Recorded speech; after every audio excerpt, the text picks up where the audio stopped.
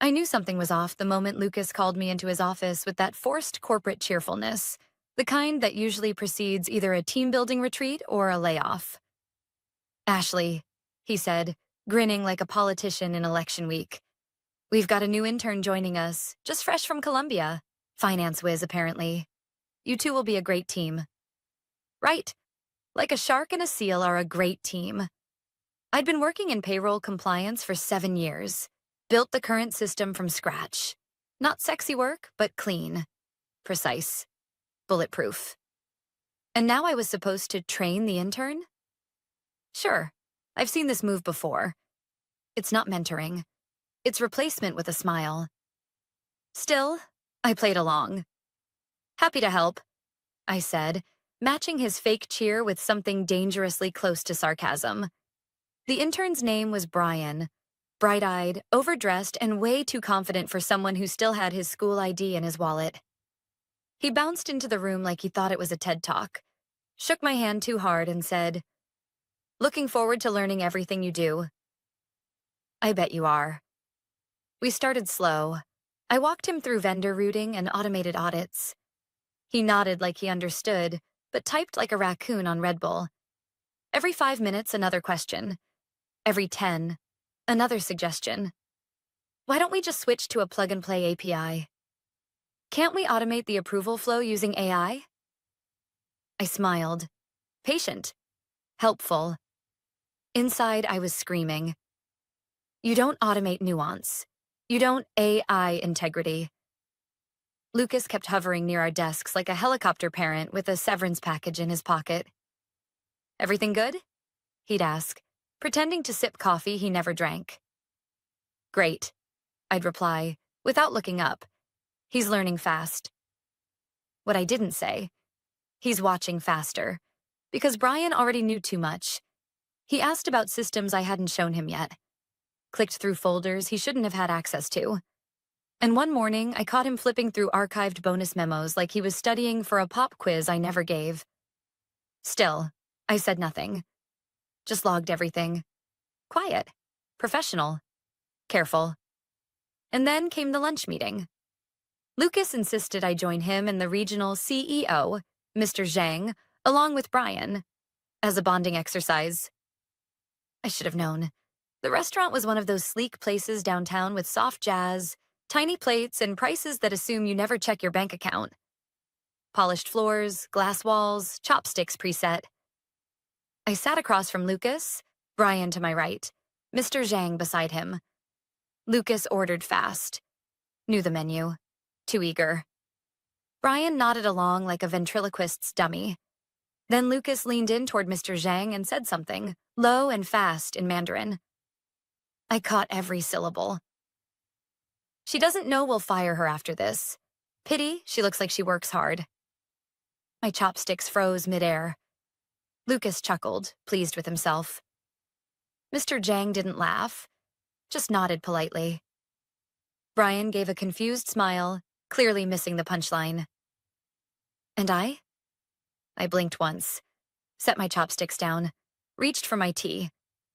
Because what Lucas didn't know, what none of them knew, was that I had lived in Hangzhou for 5 years, finished my graduate degree at Zhejiang University, read, wrote, and spoke Mandarin like I was born to it. I had filed pension audits in Chinese more complex than anything Lucas could manage in English. But more importantly, I knew when someone was digging my grave and smiling while they did it. I said nothing. Not then. Just sipped my tea and filed his words away like evidence in a sealed folder. Because that moment wasn't the betrayal. It was the confirmation. The betrayal had started months ago, when Lucas cut my team budget with no explanation, reassigned key accounts to younger employees, and suddenly started CCing Brian on sensitive emails with subject lines like transition planning. They weren't grooming Brian to help me. They were grooming him to replace me. But Lucas made one mistake. He thought language was a wall. He didn't realize it was my weapon. And now? Now I wasn't documenting to save myself. I was documenting to bury him. Because this wasn't just about me anymore. This was about principle. About the silent workers who keep the wheels turning while others take the credit. About the quiet women in meetings whose names never make the slide deck. And most of all, this was about timing. And mine was just getting started. The day after that lunch, something shifted. Not in them, in me. Lucas strolled past my desk like nothing had happened, tapping his coffee cup and saying, "Ashley, can you forward Brian those compliance logs from Q1? He's eager to dive deeper." Deeper, huh? I smiled without showing teeth. Of course, I'll clean them up first. I didn't mean sanitize, I meant set the trap. I opened a new folder on my private drive and labeled it, Stage 1, Watch Them Hang Themselves. Inside it, copies of the logs with specific rows labeled in Mandarin. Nothing too suspicious, just enough to seem like leftover notes from an old audit. Because here's the thing. If Lucas or Brian actually understood what they were reading, they'd know those labels didn't belong to Q1. They belonged to a confidential internal investigation we ran back in 2021. A test file, meaning Brian had no business touching it. I didn't have to bait him, just leave breadcrumbs. Sure enough, an hour later, I saw the file open on the shared server, then again in the system access log. Brian had copied it to his desktop. Perfect. Meanwhile, Lucas sent me a message on Slack, casual tone barely masking the push. Quick heads up, I'm bringing Brian to next week's compliance meeting. Think it's time he gets exposure to real-time oversight. Exposure, that's what they called it now. I typed back, great initiative. I'll prep him with context beforehand. Translation? I'll feed him just enough information to get him caught. That week, I started mislabeling low-priority folders, renamed archived training decks with legal-sounding acronyms, changed column headings from vendor contact to VC attestation, normal enough to overlook, strange enough to trip anyone pretending to know what they were doing. And Brian tripped. Hard. In the Thursday meeting, when the head of legal asked about our latest vendor onboarding batch, Brian jumped in confidently. "Well," he said, scanning his tablet, "according to the VC attestation index, all entries meet the FTL thresholds for Q2. The room went still. FTL? That wasn't a threshold. It was a placeholder I made up during testing. Fake term limit. I used it once. In 2019. As a joke. Lucas blinked. The head of legal cocked her head. "What threshold exactly does FTL measure?" Brian stammered. Vendor authorization to, invoice limits?" She smiled politely. "There is no such term in our system." Brian looked at Lucas. Lucas looked at me. I kept a straight face and took a sip of coffee. That should have been the wake-up call. But Lucas wasn't someone who backed off. He was the kind of guy who doubled down, sure he could talk his way out of anything. Or at least blame his way out of it. The next morning, I caught a whiff of desperation. He called me into a side room, that fake concerned expression stretched thin on his face. "Hey, Ashley. Just wanted to check in. You've been a bit quiet lately. Everything good?" I nodded. "Very good. Just focusing." He leaned in like he was about to offer me stock tips. "You know, Brian's rough around the edges, but he's sharp. Give him space to grow, okay? You've got a lot of institutional memory. Just don't make it too hard to follow."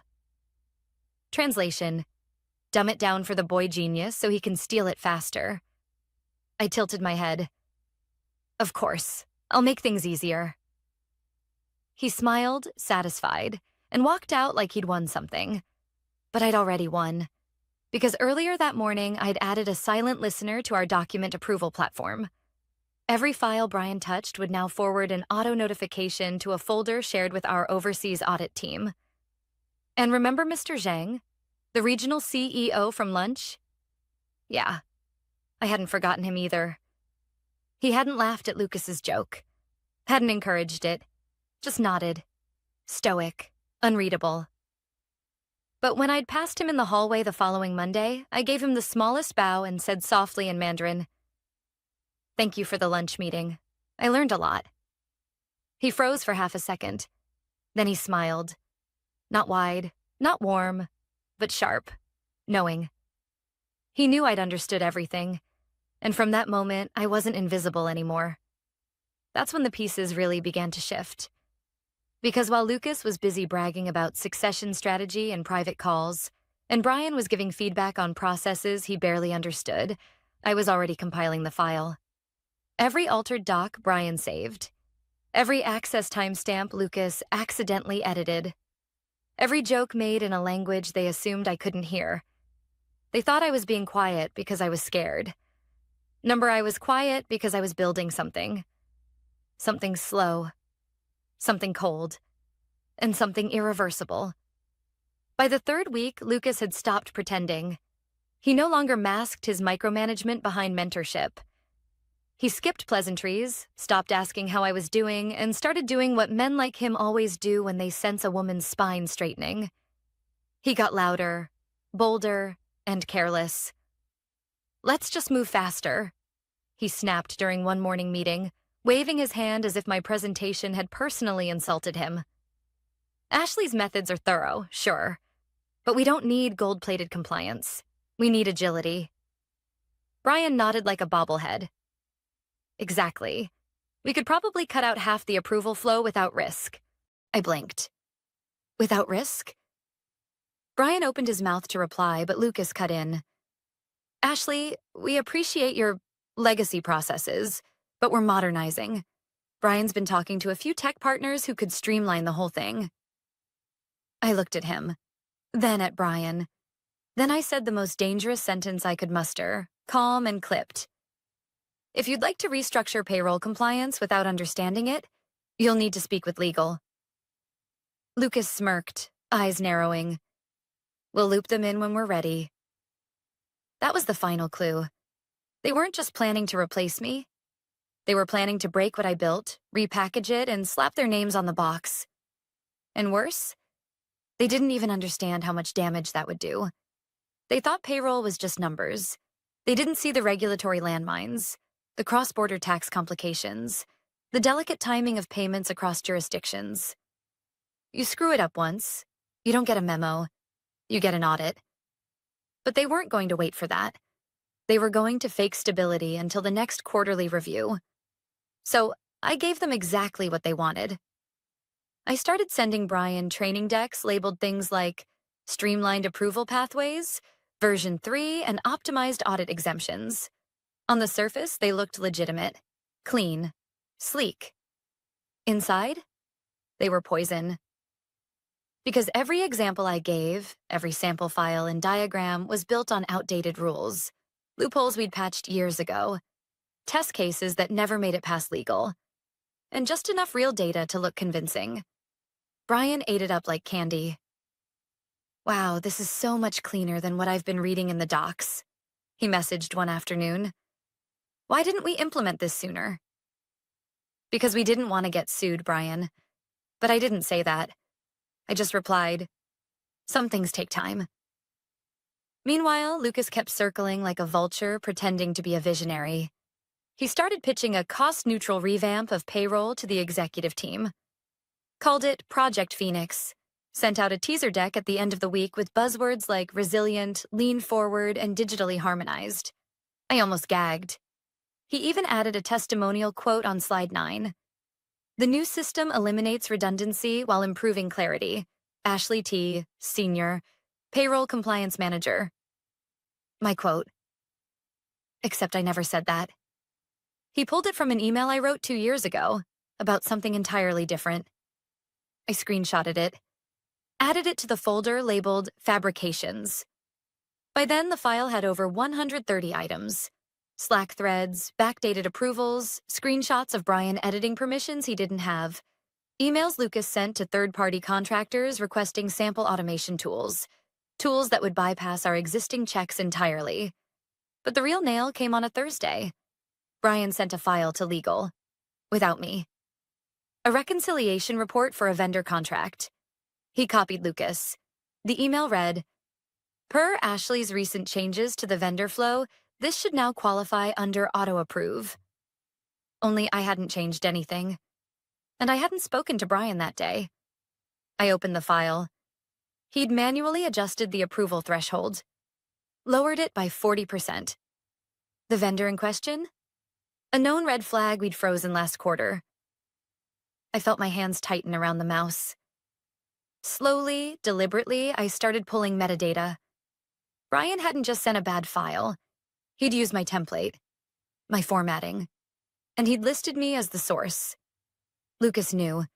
He was setting me up to take the fall for whatever shortcuts they were planning. So I made a decision. I crafted a message in Mandarin. Formal, measured. The kind of language that doesn't just translate, it slices. Mr. Zhang, I've identified several changes being attributed to my office without authorization. I've attached samples for your review. These documents have not gone through proper compliance, and I'm concerned they may be escalated as final. No accusations, no drama. Just a quiet knock on the right door. He responded 12 minutes later. Understood. Please continue documenting. We'll review internally. And that was it. No follow-ups, no requests, just a single green light. But I knew what it meant. Because when silence comes from the top, it's not indifference. It's strategy. By the start of the next week, the office felt different. Not louder, not quieter, just tense. The kind of tense where people start saying good morning a little too quickly. Where Slack pings slow down. Where eyes dart, but no one asks questions. Lucas didn't know yet. But Mr. Zhang had started watching. And I had begun tightening the noose. It started small. I filed a request with IT for an access audit. Just routine, I said. Quarterly check. Nobody questioned it, because I was the one who normally handled those. Within 24 hours, I had a report detailing who accessed which files and when. Brian had been inside the payroll sandbox 3 times in the past week. One of those times? He used an admin override that only 2 people had, me and Lucas, except I'd revoked my own override 6 months ago after the last audit. Lucas didn't know that. So how did Brian get in? Answer. Lucas gave him his credentials. Now, in a healthy company, that alone would trigger a security review. But Lucas ran the department like his own little kingdom. So I did what I always did. I documented. Then I uploaded the report into the growing dossier labeled Phoenix Fraud. I didn't just want to expose them. I wanted everything traceable. Because the truth is, men like Lucas don't fall because they mess up. They fall when everyone sees it at the same time. So I prepared the moment. I organized every false email, altered approval, and fake attribution into a master folder. I cross-referenced each with our compliance policies. Then I translated the entire thing into Mandarin, twice. Once in business formal for Mr. Zhang, once in legal formality for Tokyo HQ. I added a single note in both versions. Please review. Discrepancies between actual policy and implementation may lead to reputational risk if left unaddressed. I didn't sign it emotionally. I didn't ask for help. I just presented truth. Clean, sharp, and weaponized. And I sent it. Not directly to Lucas, not to legal, but to Mayu, Mr. Zhang's personal assistant. The same Mayu who used to sit in our board meetings with a calm smile and a sharper mind than all of us combined. She was quiet, almost invisible, until you realized she was the one whispering in the CEO's ear before every decision. I hadn't seen her in person in over a year, but I still had her contact. She replied the next morning with only 2 words. I see. That was all I needed. The real shift came Thursday afternoon during a team meeting where Lucas introduced new operational efficiencies. He walked in late, of course, holding a smoothie he never drank, wearing that smug expression like he just closed a deal with NASA. We're going to streamline the approval process, he said, nodding toward Brian. We've been testing a prototype flow, thanks to Brian's great work, and we'll begin implementation next quarter. No mention of me. No mention that the prototype was built using fake compliance files and bypassed controls. He clicked through the slides like he was auditioning for a keynote, all graphs and jargon, ending with a bullet point that read, Ashley will transition to an advisory role for knowledge retention. Knowledge retention? Like I was a bookshelf. I sat still, face unreadable. Then Brian jumped in. Also, we've already rolled out most of the changes Ashley outlined in her earlier notes, so it should be a smooth handoff. Except I'd outlined none of that. Lucas looked at me. Ashley, you've been a great support in this transition. We're grateful for your adaptability. Adaptability. A sanitized way of saying, thanks for training your replacement.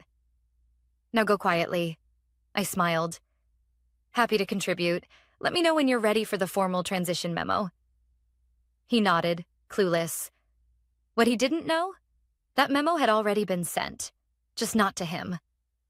Because 2 hours before that meeting, an email went out from Tokyo HQ, not internally, externally, to our audit partners, to legal, to the board.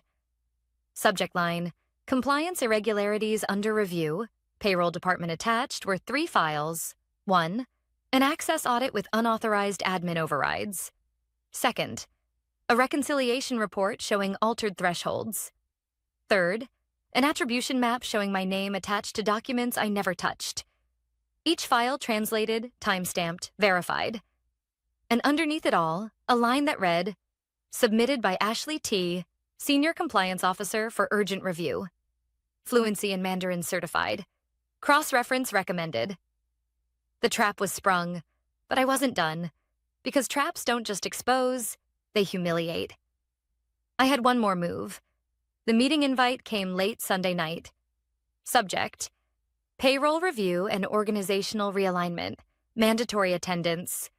No agenda, no details, just a Zoom link and 2 names attached in the sender field. Mr. Zhang, Mayu Tanaka. I didn't reply. I just read it twice and smiled. By Monday morning, the entire department was vibrating with silent dread. Lucas walked in with his usual swagger, but his smile was too tight, his shirt too crisp. I could smell the cologne from across the room. The same one he only used for board meetings or when he knew he was about to be cornered and wanted to mask the sweat.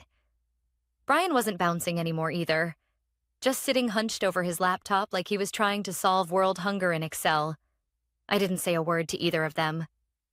At 10:01 a.m., the call started. Mr. Zhang appeared first. Calm, composed, unreadable. Then Mayu joined, perfect as always. Navy blazer, no background filter, no small talk. Lucas started speaking immediately, voice a touch too loud. Thank you for making the time.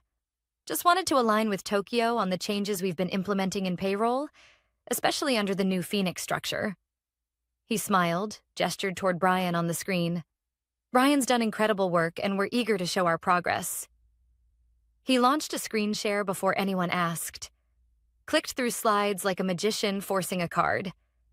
Diagrams, quotes, bullet points. A chart he'd labeled Ashley T's Legacy Structure next to one titled Phoenix Flow, Future State. He even added a thank you slide at the end. None of this would have been possible without Ashley's foundational efforts. We're proud of the transition. My jaw didn't move. Mayu leaned forward. Before we proceed, she said softly, I'd like to address a concern. Lucas blinked. Sure, of course. Mayu pulled up her own screen. File, Phoenix Fraud Full Zip. I recognized it immediately. Every file I'd compiled, every screenshot, every translation, every forged memo, every fabricated quote with my name on it. But she didn't explain it. She let the silence do it for her. Click. She opened the access audit. Click. The altered thresholds. Click. The email from Brian with the words, per Ashley's recent changes. She zoomed in on the timestamp, the metadata, the revision log. Lucas cleared his throat. I think there's been a misunderstanding. That document wasn't finalized. Brian must have used a draft. The draft was distributed to legal, Mayu said. and to your third-party vendor as confirmation of compliance. Are you suggesting that was accidental? Lucas stammered. Brian was pale, eyes darting like he was looking for the eject button. Mr. Zhang finally spoke. We were unaware Ashley was being transitioned. She is fluent in Mandarin, correct? Lucas blinked. Yes, I believe She studied in China for 5 years, holds a certification in regulatory Mandarin. Did you know that? Lucas opened his mouth, closed it. Mayu continued, still calm. Several of the documents in your Phoenix proposal use Ashley's name. We've confirmed those attributions are false. She did not draft, approve, or review those files. The translations used were pulled from legacy documents and modified using her archived templates. Lucas looked at Brian. Brian spoke up, voice shaking. Lucas told me to use the format. I thought she approved it. You forged her approval, Mayu said. Then she turned to me. Ashley, do you have anything to add? I looked straight at the camera. Just one thing. I pulled up my own file. Phoenix Deck, original.pptx slide 6. The quote, the new system eliminates redundancy while improving clarity. Ashley T. I clicked the revision log, showed my email. The actual line? Removing compliance steps for speed is like skipping parachute checks to save time. Might work, until it doesn't. Silence. Lucas deflated in real time, like watching a parade balloon pop in slow motion. Mr. Zhang turned off his camera for a moment, then returned. Effective immediately, Lucas R. is placed on administrative leave. An external audit will follow. Brian's internship is concluded. Ashley. He paused. You will now report directly to Tokyo. Title, Director of Global Payroll Compliance. My inbox dinged. New contract. Signed by Mr. Zhang himself. I nodded once, still not smiling. Because this wasn't a happy ending. It was justice. Lucas tried a final Hail Mary. I was just trying to modernize. Make things leaner. I didn't know she was watching every step. I cut him off. I wasn't watching. I was listening. You just never thought I understood you. And then in Mandarin, I said, you thought I didn't understand. I remembered every single word. Mayu nodded slightly, and Mr. Zhang smiled for the first time that morning. Meeting adjourned, he said. Click. Call ended. Lucas sat motionless. Brian looked like he wanted to disappear into his chair. I gathered my things. No speech, no strut, just calm. Fluent, quiet power. Because revenge doesn't always scream.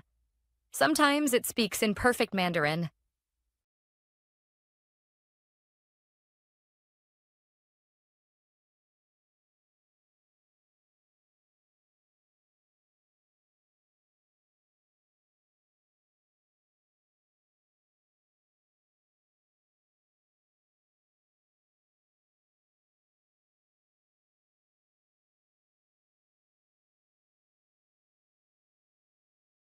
I knew something was wrong the moment the waiter placed the amuse-bouche in front of me.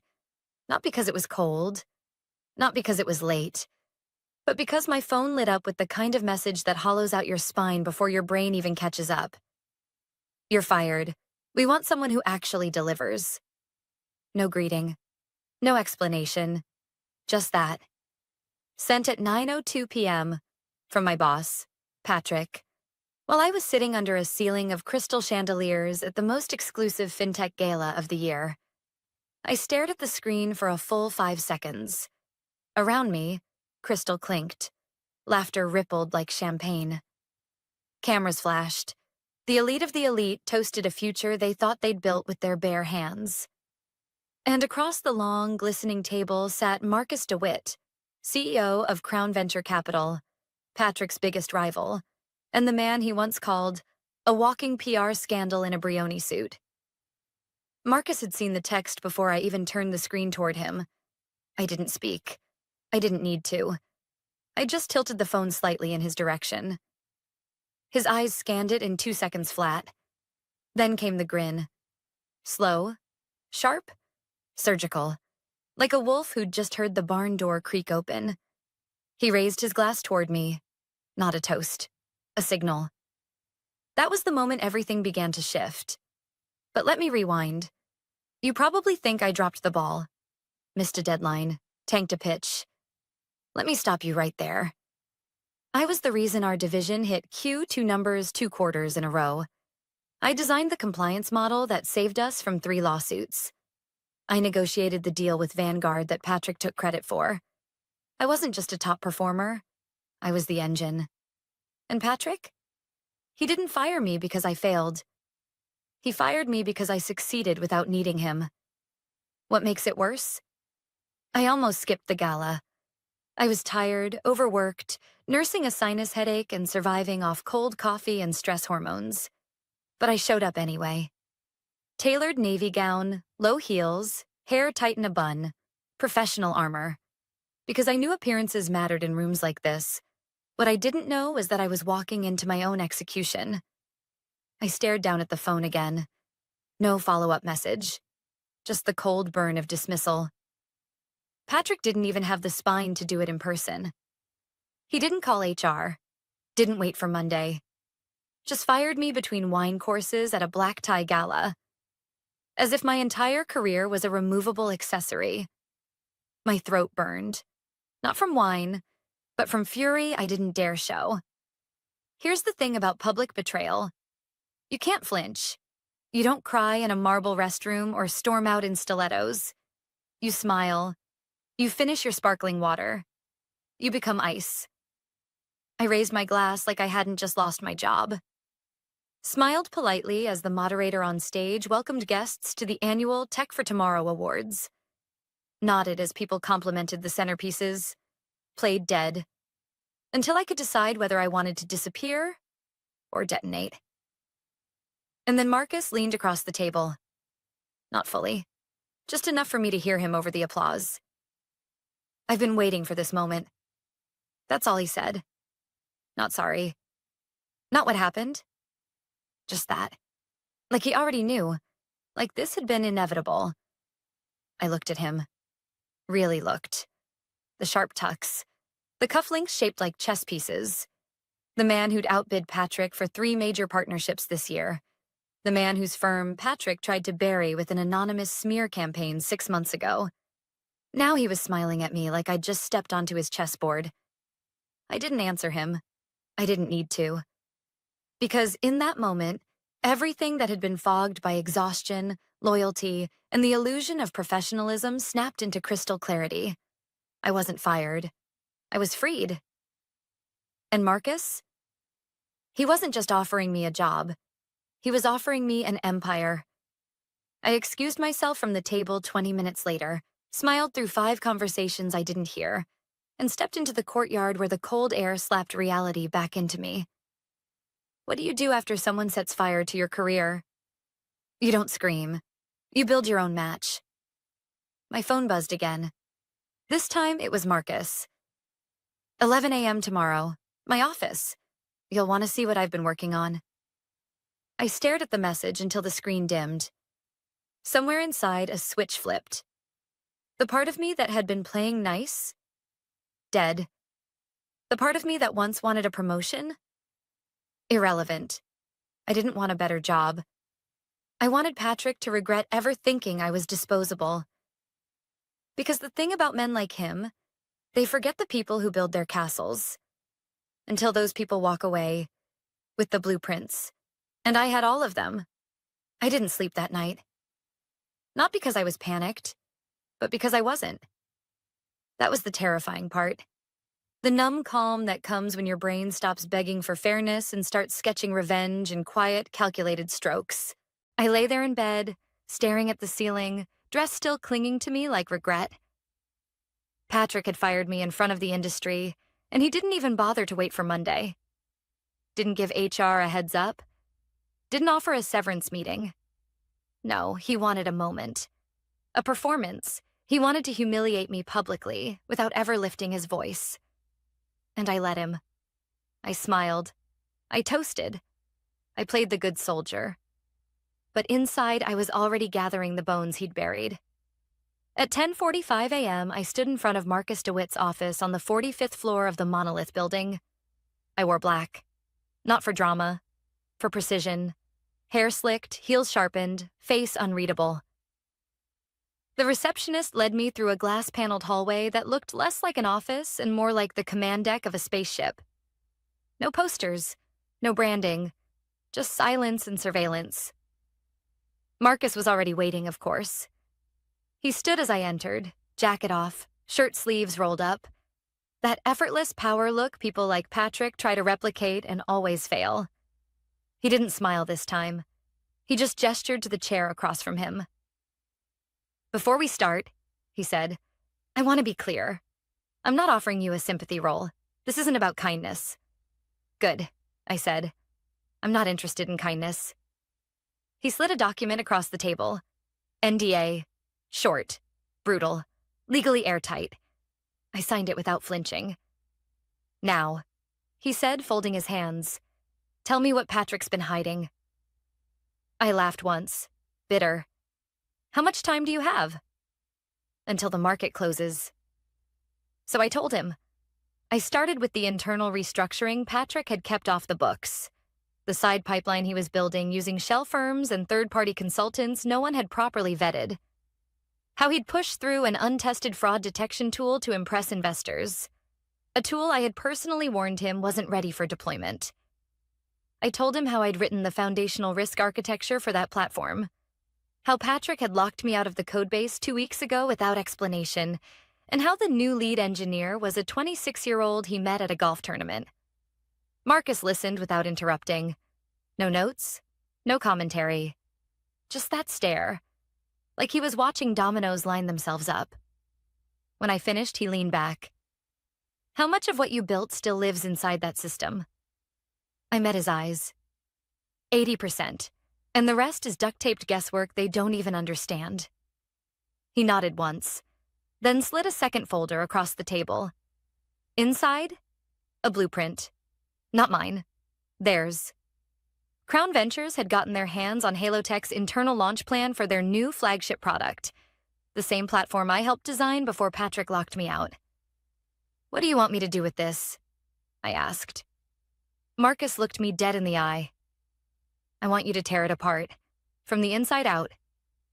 He didn't blink, didn't ask if I was comfortable, didn't treat me like a broken asset. He handed me the detonator and trusted I'd know where to aim. That's when it hit me. Marcus didn't want revenge. He wanted results. And he believed I could deliver. I left the office at noon with a temporary badge, a login to their sandbox environment, and a mission: dissect Halotech's future before they even knew it was vulnerable. Back at my apartment, I turned off my phone. Not airplane mode. Office. Then I pulled out my old hard drive, the one I'd used for every prototype model I ever built. Encrypted, isolated, and entirely legal. Because here's the twist. I never signed over my IP.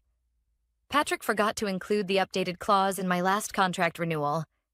He was too busy prepping for a yacht retreat in Santorini. Rookie mistake. By 6 p.m., I had already isolated 3 major compliance flaws in the Halotech system. By 8 p.m., I had rewritten a cleaner, smarter version of their risk engine. By midnight, I had a pitch deck ready. Title slide. Lantern. Because if they were going to fire me to make room for someone who actually delivers, I was going to deliver something they'd never recover from. And that was just the beginning. Because Patrick, he hadn't just fired a strategist. He'd unleashed one. I didn't post. I didn't tweet. I didn't even tell my best friend what I was working on. Because this wasn't a comeback. This was a siege. The kind that starts with silence. The kind that doesn't knock.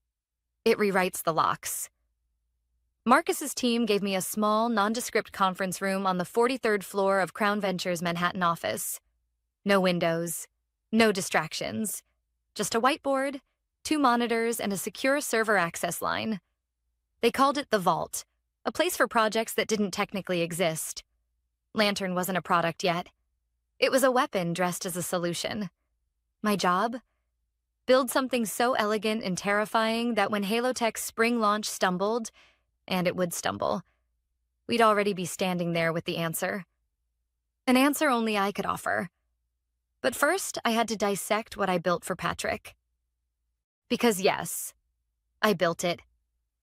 Halo's wrist platform might have been flashy on the outside, but underneath, it was a Frankenstein monster of stolen frameworks, vendor APIs, and the skeleton of my original diagnostics model.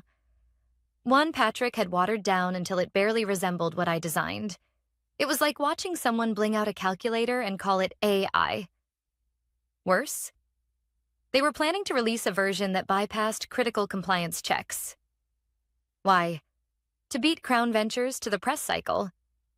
I had warned them 6 months ago. Patrick laughed, said, "We don't have time for paranoia, Mandy. Investors want vision, not red tape. But vision without structure is delusion."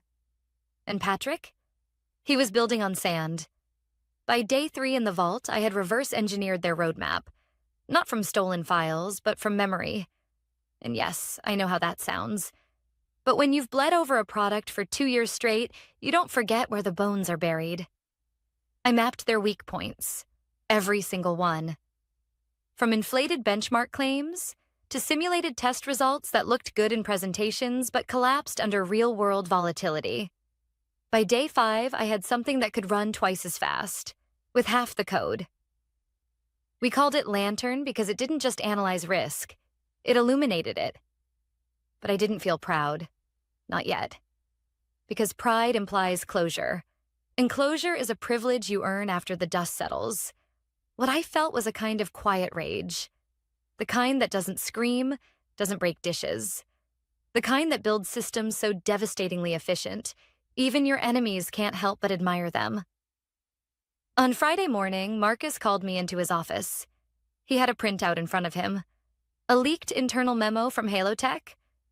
Elise from corporate comms, the same Elise who once accidentally forgot to CC me on a board update, had drafted it. We are excited to announce an accelerated rollout of our flagship risk analysis suite in Q2, led by visionary leadership and powered by proprietary predictive algorithms. I nearly choked. Proprietary? Predictive. Those were my terms, my slides. Even the phrasing. Accelerated rollout? I'd written that in a draft months ago. Marcus looked at me, deadpan. They're rushing it, trying to get ahead of us. They're walking into a wall, I replied. And that's when we made the call. Not to lawyers, not to press. To clients. We didn't need to smear Halo Tech. We just needed to show up first. That afternoon, I led a closed-door demo for 3 board members of a Fortune 100 insurance firm that had been shopping for a new compliance tool. One of them had almost signed with Patrick's team last month. 10 minutes into the demo, she leaned forward, narrowed her eyes, and asked, "Is this what Halo's been promising us?" I smiled. This is what they hoped it would be. No boast, no malice, just fact. We didn't mention Patrick's name. Didn't show a single competitor comparison slide. We didn't have to. Because when you're holding fire in your bare hands, the smoke speaks louder than you do. That night, Marcus forwarded me an email. Client has requested to pause current Halo contract. Exploring alternative options. Immediate. Subject line, urgent. Patrick had no idea. Not yet. He was still prepping for his keynote in Austin the following week. Still printing banners and rehearsing fake laugh stories about innovation in front of hotel mirrors. I wondered if he even remembered the text he sent me at the gala. "You're fired. We want someone who actually delivers." He wanted someone who delivers? Then I'd deliver. But not to him. On him. The funny thing about collapse is that it doesn't start with a bang. It starts with silence. A contract put on hold. A meeting rescheduled. A LinkedIn update that feels just a little too vague. Patrick didn't know it yet, but the air around him had already started thinning.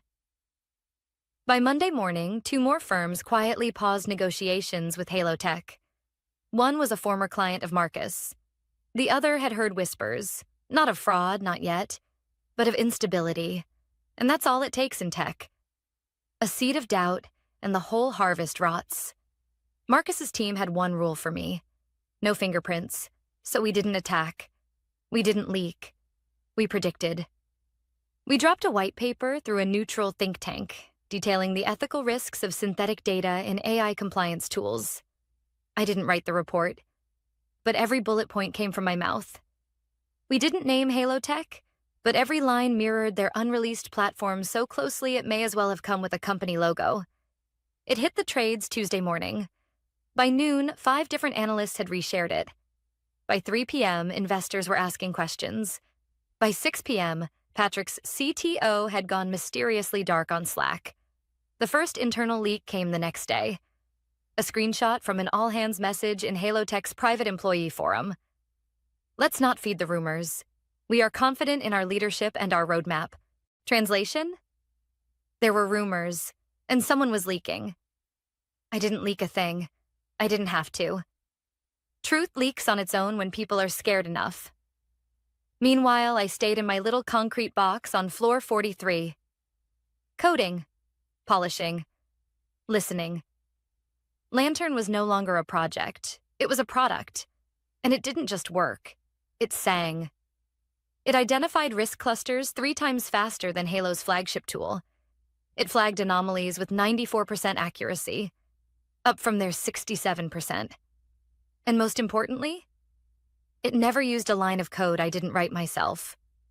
Marcus kept checking in, but less and less frequently. He was giving me space. Not out of kindness, but because he'd already seen enough. He knew I had it under control. Still, I wasn't celebrating. Not yet. Because beneath all the strategy, I felt it rising. That old, familiar pang of guilt. The one that doesn't come when your enemy bleeds, but when you realize someone else might bleed with them. Her name was Dana, junior analyst at Halo Tech. She started 6 months before I left. Smart, hungry, a little nervous. I used to send her the red lines no one explained, took her under my wing without even meaning to. I checked her profile. Still at Halo. Still smiling in that headshot that hadn't been updated since onboarding. And I wondered, was she the one who got my desk? Was she the one now sitting in meetings she didn't fully understand, wondering why the floor was shifting? Not everyone inside the building deserves to be buried when it burns, but that's the cost of fallout. The fire doesn't care who started it, only what's dry enough to catch. Thursday morning, I got the message. Anonymous sender, no subject line, just a link. A video file, 37 seconds long. I watched it with the sound off first. Didn't need audio to know what it was. Patrick, at a press preview. A mic pinned to his lapel. Talking fast, eyes wide, sweat blooming at his collar. His voice cracked halfway through the Q&A. I turned on the sound. Rewound. A journalist had asked about emerging risks in AI compliance tools. Patrick blinked, fumbled, then said, "Look, if our competitors want to weaponize caution, that's their prerogative. We're focused on innovation." The room went quiet. No laughter, no applause. Just the thick sound of confidence cracking. By that evening, a second video leaked. A clip from a Halo Tech town hall. An employee standing up and asking if layoffs were coming. Patrick didn't answer. He just ended the meeting. Marcus called me that night. "You've done enough," he said. "We could wrap now, let Lantern go public in 2 weeks and still win." But I wasn't done. Because there was one card left.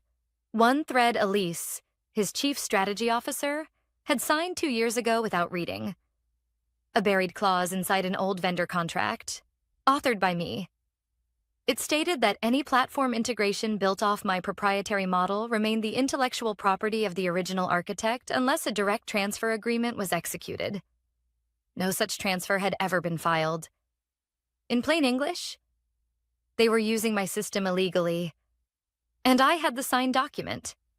Time-stamped, archived, fully enforceable. That was the last landmine, the one you don't step on. You just hear it click. And by sunrise, Patrick would hear it too. At 6:02 a.m., the email went out. Not to Patrick, Not to Elise, but to legal. CC, Halotech's interim compliance officer. BCC, Marcus, attached. A scanned PDF of the contract clause Elise had initialed in a hurry on a flight to Boston 2 years ago. Subject line, Intellectual Property Violation Notice, Lantern Protocol, Enclosed Documentation. I hit send. Then I sat back. Didn't pour coffee. Didn't check Twitter.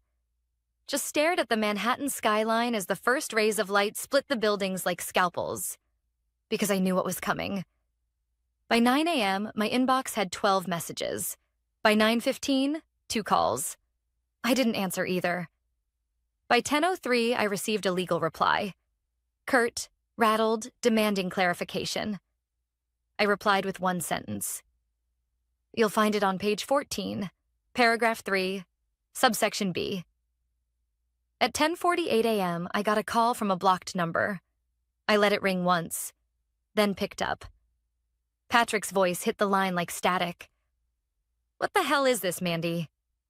I almost laughed. Not because it was funny, because it was familiar. That tone. That how dare you entitlement wrapped in confusion. He'd used it on interns who double-booked meetings. He'd used it on Dana once when she brought up salary bands. Now he was using it on the woman who just collapsed his launch. I didn't raise my voice. Didn't match his anger. It's a reminder, I said, that I built the bones of your system, and you never paid for them. He cursed under his breath. I waited. You're doing this out of spite? No, I said. I'm doing it out of ownership. You threw me out of the house I built, Patrick. I'm just changing the locks. Click. No goodbye. No apology. Just silence. The next day, the press release went out. Not from Halotech. From us. Crown Ventures announces exclusive launch of Lantern, the first transparent risk engine built for real-world compliance. Marcus's name was on the release. Mine wasn't. But the industry knew. The VCs knew. The clients knew. The analysts knew. Even the interns pouring cold brew in shared WeWork offices knew. Because reputation travels faster than scandal. And everyone had watched me disappear. Now they were watching me rise. That evening, Tech Pulse Weekly published a piece that went viral in our world. From fired to founder, the quiet storm behind Lantern's market takeover. Still no direct quotes. But again, everyone knew. I didn't need to be a headline. I was the story. By the end of the week, Halotech's stock dropped 27%. Their spring product launch was delayed indefinitely. And Elise? She resigned to pursue new opportunities, per an internal memo that leaked before noon. Patrick lasted 3 more days. On Friday, he stepped down, effective immediately. The board issued a vague thank you statement about early-stage innovation and bold leadership. Translation? They shoved him out and locked the door. I didn't celebrate. I didn't gloat. I just moved on. Lantern rolled out in phases. Marcus offered me equity and a permanent executive seat. I declined the seat. But I kept the equity. Because I didn't need the title to prove I'd won. I got emails from people I hadn't heard from in years. Some congratulated me. Some asked if I was hiring. A few tried to reframe the past, make it sound like they'd always supported me. I responded to none of them. Not out of malice, just clarity. Because when you've walked through fire, you don't go back to people who handed you the match. One night, around 2 a.m., I got a message. Anonymous. No name, no sign-off. I'm sorry. You didn't deserve what happened. I hope you build something better. It might have been Dana, or someone else from the inside. I never found out. But I appreciated it. Not for closure, but for the truth. Because that's what this whole thing had been about from the beginning. Not revenge, not even justice. Recognition. You can work twice as hard, carry whole systems on your back, build fortunes for people who never learn your name. But the moment you stop playing quiet, they call you difficult, disloyal, replaceable. I wasn't any of those things. I was essential. They just learned it too late. The final report went live the next month. Lantern was outperforming Halotech's prototype by every major metric. Crown's valuation surged. Patrick's name faded like it had never mattered. And me? I sat alone in my new apartment, staring at a clean whiteboard. One word written in the center. Next. Because legacy isn't built from applause. It's built from ashes. And mine had just begun.